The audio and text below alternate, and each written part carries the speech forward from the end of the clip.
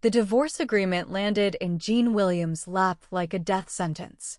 She stared at the document, rain-soaked and trembling, sitting barefoot on a battered leather suitcase outside the Gangnam high-rise that used to be her home. The paper was already wet, ink bleeding into illegible smears, but she didn't need to read it. She'd memorized every cruel word an hour ago when her ex-husband, had shoved it at her. "You're dead weight, Jean. I married you thinking you had family money. Turns out you're just poor." His voice still echoed in her skull. Cold. Final. Like she was a failed business investment. 5 years. 5 years of learning Korean until her tongue ached. 5 years of bowing to his mother's cruelty, enduring the whispered insults at family dinners, the way they pronounced her name like a disease. 5 years of pretending she didn't hear them call her that African woman when they thought she couldn't understand. And now this. Thrown out with nothing but the clothes on her back and a suitcase full of worthless memories. Seoul's autumn rain was merciless, soaking through her thin cardigan, turning the sidewalk into a mirror that reflected her pathetic reality. Luxury cars splashed past, their drivers not even glancing at the foreign woman huddled on the curb like trash waiting for collection. Jean's phone buzzed. A text from her ex-husband's lawyer. "You have 24 hours to leave Korean soil. Your visa was dependent on the marriage. Don't make this complicated." She wanted to scream, wanted to cry, wanted to disappear. Instead, she sat there, numb, watching her life dissolve in the rain. Then a car stopped.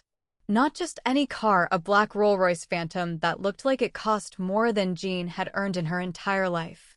The kind of vehicle that whispered danger and power in equal measure. The kind that made pedestrians step back instinctively. The rear door opened. A man stepped out, and the rain seemed to hesitate around him. He was Korean, mid-30s, devastatingly handsome in the way that felt weaponized, sharp jawline, dark eyes that calculated everything, black suit tailored so perfectly it looked like armor. His presence commanded the street. Businessmen with umbrellas stopped walking. A woman across the road actually gasped. He looked at Jean like he'd been searching for her his entire life. "Jean Williams," he said. Not a question. A statement.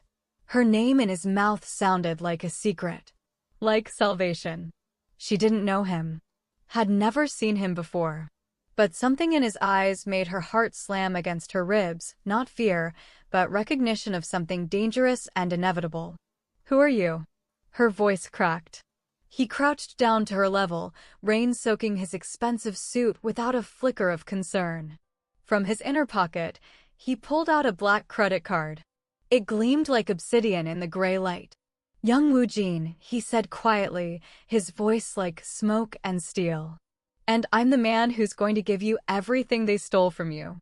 Jean's breath caught. "I don't understand. Your ex-husband is a thief." Woo Jean's eyes never left hers. "Your father left you a fortune, Jean. Land. Holdings. Investments worth 50 billion won. But someone's been intercepting the inheritance transfers for the last 5 years.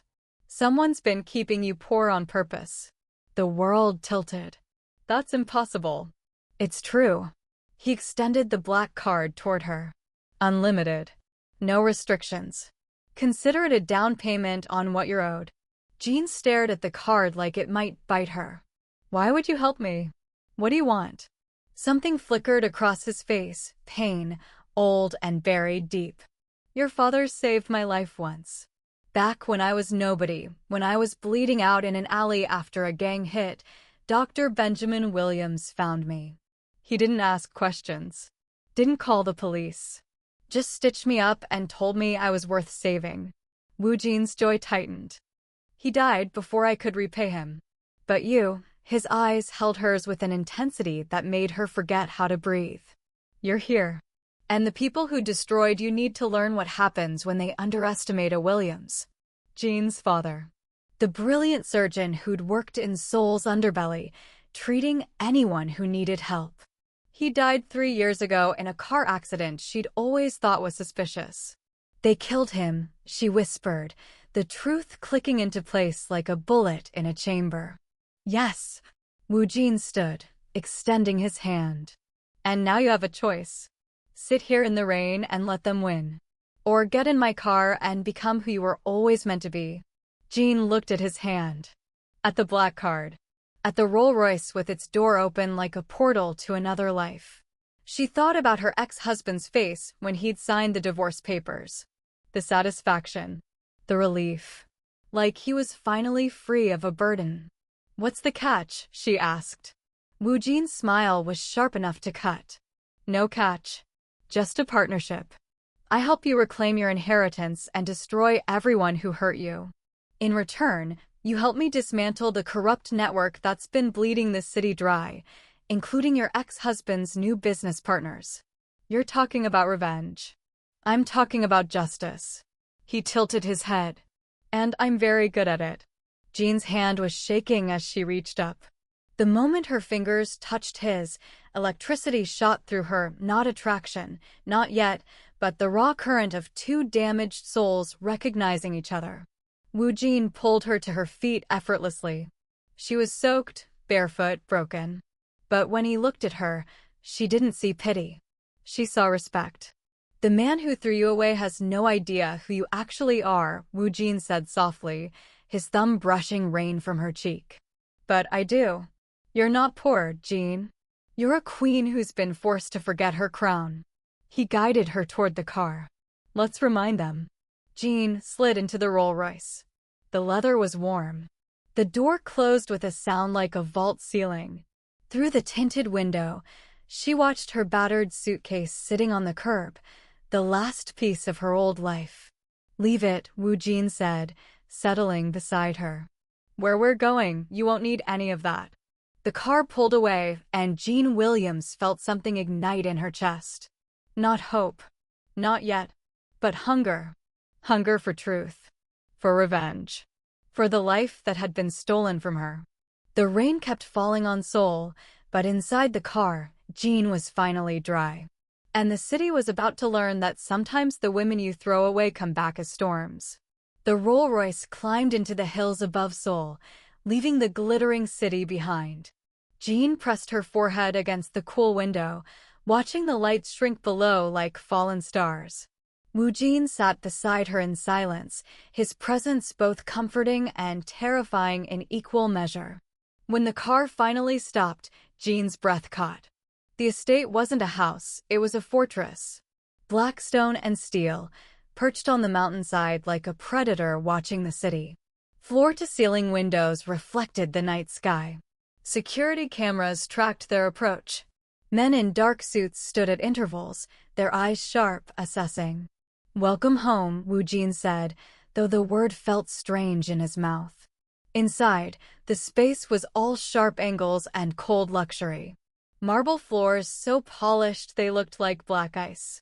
Minimalist furniture that cost more than most people's cars. Art on the walls that Jean recognized from auction catalogs, originals, not prints. Wu Jin poured 2 glasses of whiskey neat. He handed her one. You don't drink, she said, though she had no idea why she knew that. His eyebrow lifted. How do you? My father's journals. He mentioned you once. The boy who refused alcohol because he needed to stay sharp. The one who survived because he never let his guard down. Jean took a sip, the burn grounding her. He never told me your name. Just that you were worth saving. Something flickered across Wu Jin's face, grief, maybe, or something deeper. Your father saw something in me no one else did. He moved to the windows, hands in his pockets. Now, let me see something in you. Which is?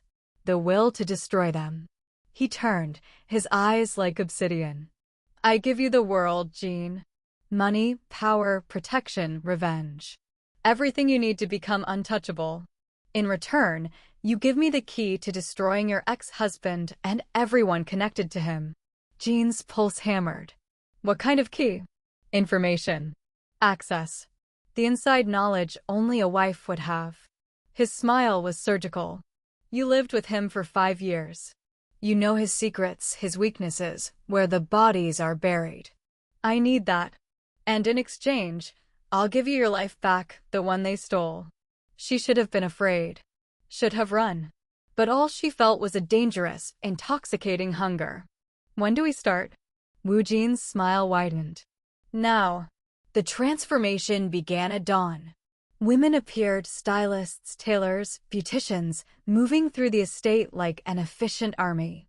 They stripped away Jean's rain-soaked cardigan, her cheap jeans, everything that marked her as the woman her ex-husband had discarded.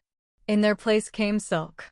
Custom-fitted dresses in deep jewel tones that made her dark skin luminous. Shoes handcrafted in Italy. Jewelry that caught light like captured stars. They cut her hair, shaped her brows, taught her how to walk like she owned every room she entered. Jean stared at herself in the mirror and didn't recognize the woman looking back. You look like you belong here, one stylist said approvingly. But Jean felt like an imposter. Like she was playing dress-up in someone else's life. Wu Jin appeared in the doorway, his eyes sweeping over her with clinical assessment. Perfect. They won't recognize you. I don't recognize me, Jean whispered. He moved closer, his presence overwhelming in the intimate space. Good. The woman you were is dead. Let her stay buried. His coldness cut deeper than she expected. This wasn't kindness. This was strategy. She was a weapon he was sharpening, nothing more. Tomorrow, Wu Jin said, already turning away. The boutique opening in Cheongdam-dong. Your ex-husband's new fiancé will be there.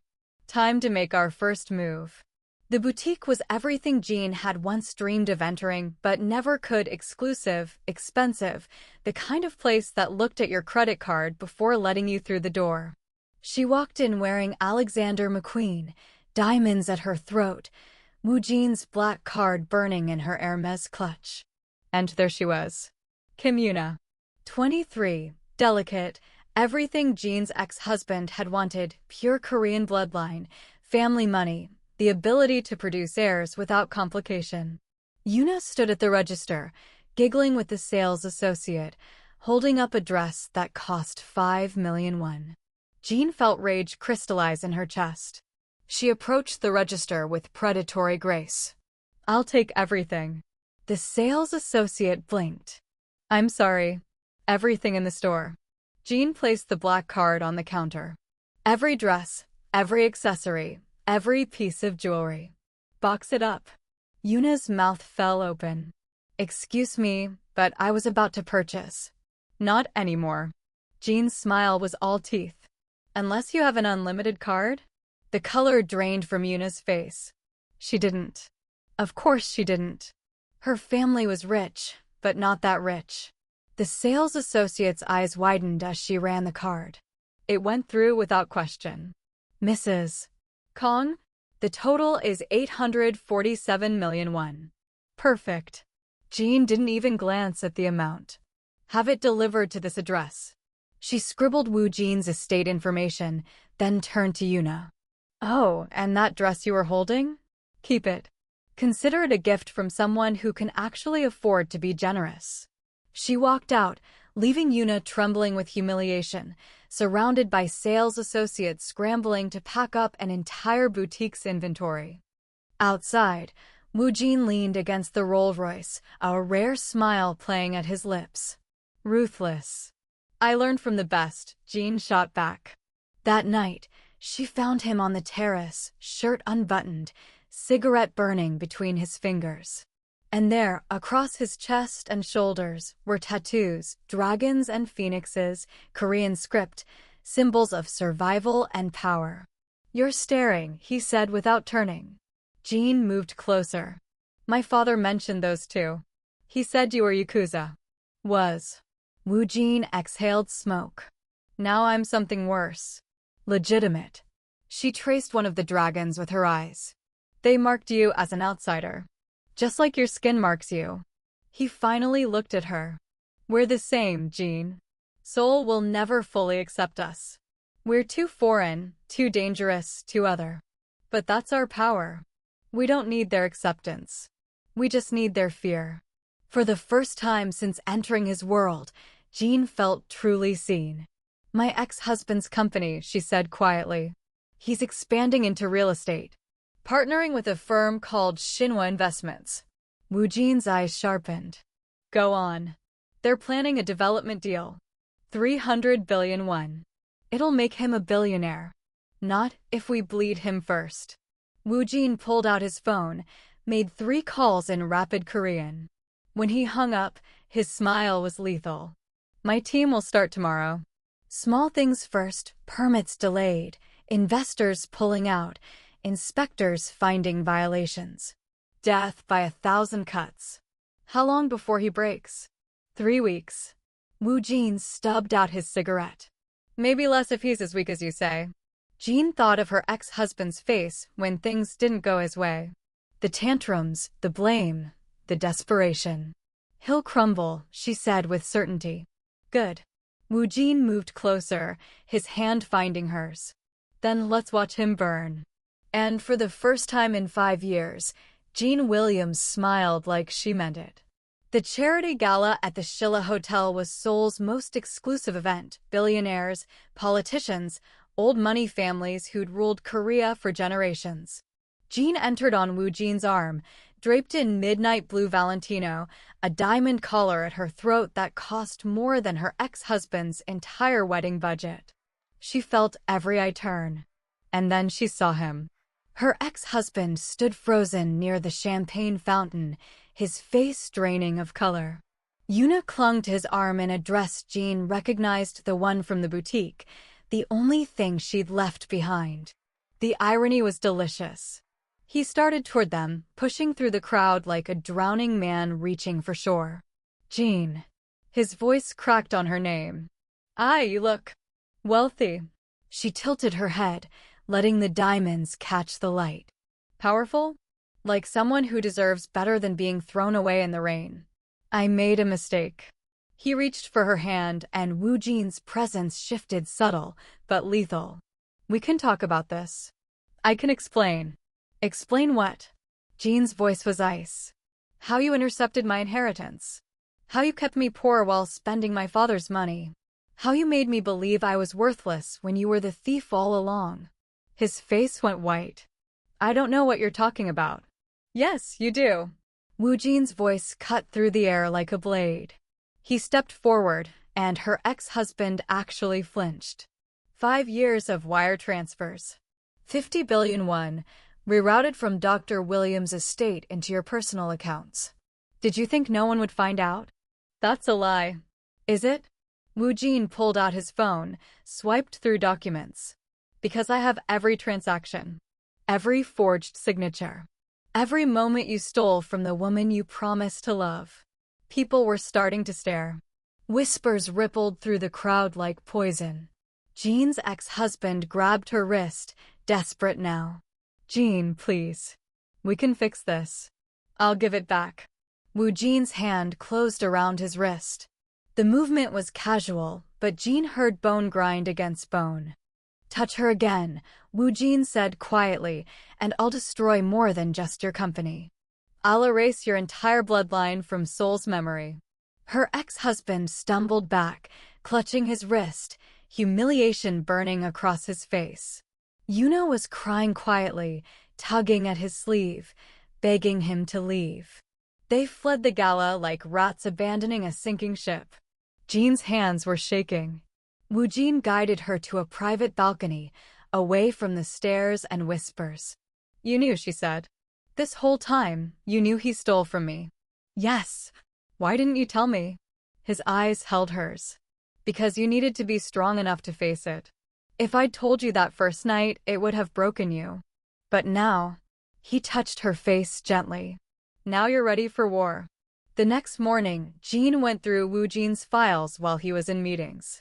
She needed to understand the full scope of what had been stolen. What she found made her blood run cold. Not just 50 billion won. More. Properties in Gangnam, investments in tech companies, a pharmaceutical patent her father had developed that was worth hundreds of billions. Her ex-husband hadn't just stolen her money, he'd stolen her entire legacy. But there was something else. A document with her father's signature, dated 1 week before his death. In the event of my passing, My estate should go to my daughter Jean Williams, with young Wu Jin appointed as executor and protector until she is ready to claim her inheritance. Jean's hands trembled. Her father had known she'd need protection, had known Wu Jin was the only man dangerous enough to keep her safe. You were supposed to give this to me, she said when Wu Jin returned. He didn't deny it. Yes. Why didn't you? Because you weren't ready. He moved to the window, his back to her. If I'd handed you billions and told you to fight, you would have lost. They would have destroyed you, taken everything again, and buried you so deep no one would remember your name. He turned. I needed you to become someone they couldn't touch first. Jean felt tears burning behind her eyes. You've been protecting me this whole time. It's what your father asked me to do. His voice was rough. It's what I owed him. Is that the only reason? He crossed to her, cupped her face in his hands. No, not anymore. The Billionaires' Masquerade was Seoul's most prestigious event, invitation only, held at the Lotte World Tower's observation deck, where the city sprawled below like a kingdom waiting to be conquered. Jean entered unmasked, a deliberate choice. She wore scarlet, bold, impossible to ignore, with rubies at her throat that had once belonged to Korean royalty. The room fell silent.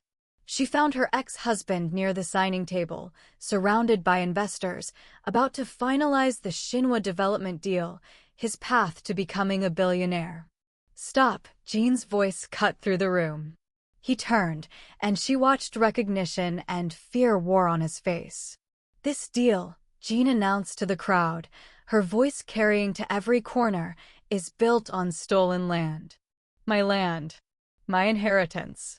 Everything he's about to sign away belongs to me. Wu Jin appeared at her side, holding a folder. We have the deeds. The original inheritance documents. And proof that Mr. Kim has been operating on fraudulent ownership for 5 years. Her ex-husband's lawyer stepped forward, but Jean silenced him with a look. I'm not here for explanations, she said coldly. I'm here to take back what's mine. Wu Jin handed her a document. The Shinwa Development Company. I purchased it this morning. On your behalf. Jean's breath caught. She looked at the papers, her name in black ink, official seals, absolute ownership.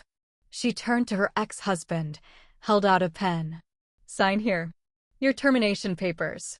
Effective immediately. His hand shook as he took the pen. He had no choice. Everyone was watching. His reputation, his future, everything hung in the balance. He signed. The room erupted in whispers. Cameras flashed. Jean watched her ex-husband's face crumble, watched 5 years of cruelty finally catch up to him. Security, Wu Jin said calmly, and men in suits appeared. Mr. Kim is wanted for fraud, embezzlement, and theft. The police are waiting downstairs. Her ex-husband was led away in handcuffs. His mother screamed from across the room. Yuna fainted into someone's arms. Jean felt nothing but cold satisfaction. Outside, the night air was crisp. Jean stood at the observation deck's edge, looking down at Seoul, the city that had rejected her, that had tried to erase her, that now belonged to her in ways it never had before. What now? Wu Jin asked, coming to stand beside her. I don't know, Jean admitted. I have everything I wanted. Justice. Revenge. My inheritance. But I don't know if I belong here anymore. Then leave. She looked at him, surprised. Just like that. I told you, I don't force anyone into anything. His eyes were steady. If Seoul is a prison now, go. Take your money and build a life somewhere that doesn't hurt. What about you? I'll stay. This is where I belong. In the shadows, in the fight. He touched her face gently. But I'll miss you. Every day. Every moment. Jean's heart cracked open. Come with me. I can't. This city, my work. Then I'll stay. He stared at her. Why? Because you're the only person who ever saw me. Really saw me. She took his hands. Because I don't want revenge anymore. I want partnership. I want to build something real with someone who knows what it's like to fight for every breath. It won't be easy. Nothing worth having ever is.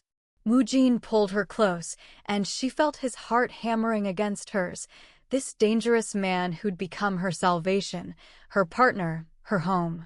Together, then, he whispered against her hair. Together. 6 months later, they stood on the same terrace where Jean had first seen his tattoos.